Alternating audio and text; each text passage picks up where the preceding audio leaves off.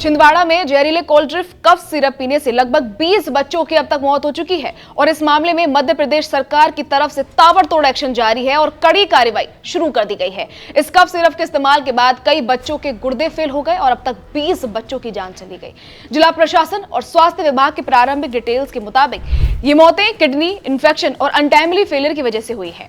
घटना की गंभीरता के चलते मध्य प्रदेश सरकार ने तुरंत एसआईटी टीम का गठन किया और 8 अक्टूबर की रात को एसआईटी ने श्रीसन फार्मास्यूटिकल्स कंपनी के मालिक रंगनाथन गोविंदन को गिरफ्तार कर लिया है और उन्हें ट्रांजिट रिमांड पर मध्य प्रदेश लाया जाएगा।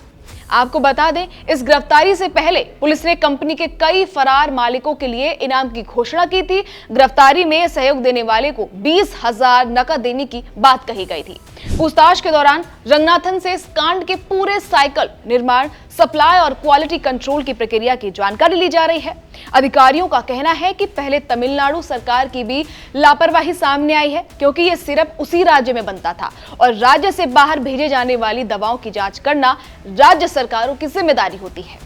तमिलनाडु के स्वास्थ्य मंत्री सुब्रमण्यम ने कहा कि 3 अक्टूबर को नियंत्रक दवाओं द्वारा लिए गए सैंपलों की लैब रिपोर्ट में कोल्ड ड्रिंक सिरप को मिलावटी घोषित किया गया था। रिपोर्ट सामने आने के बाद उस कंपनी को तुरंत प्रोडक्शन बंद करने का आदेश दिया गया। वहीं मध्य प्रदेश के स्वास्थ्य राज्य मंत्री नरेंद्र शिवाजी पटेल ने आरोप लगाया है कि तमिलनाडु सरकार की लापरवाही इस आपदा का मेन कारण है। पटेल ने कहा कि मध्य प्रदेश में आने वाली दवाओं की रैंडम जांच होती है, लेकिन दुर्भाग्यवश ये सिरप उस चुनिंदा सैंपलिंग में शामिल नहीं हो पाया। इस घटना के बाद कई राज्यों में भी सतर्कता बढ़ी है। उत्तराखंड सरकार ने जानलेवा कफ सिरप के खिलाफ बड़े पैमाने पर अभियान चलाया है। बता दें, उत्तराखंड में स्वास्थ्य विभाग ने 170 नमूने जांच के लिए भेजे हैं और 7 मेडिकल स्टोर्स के लाइसेंस रद्द कर दिए गए हैं।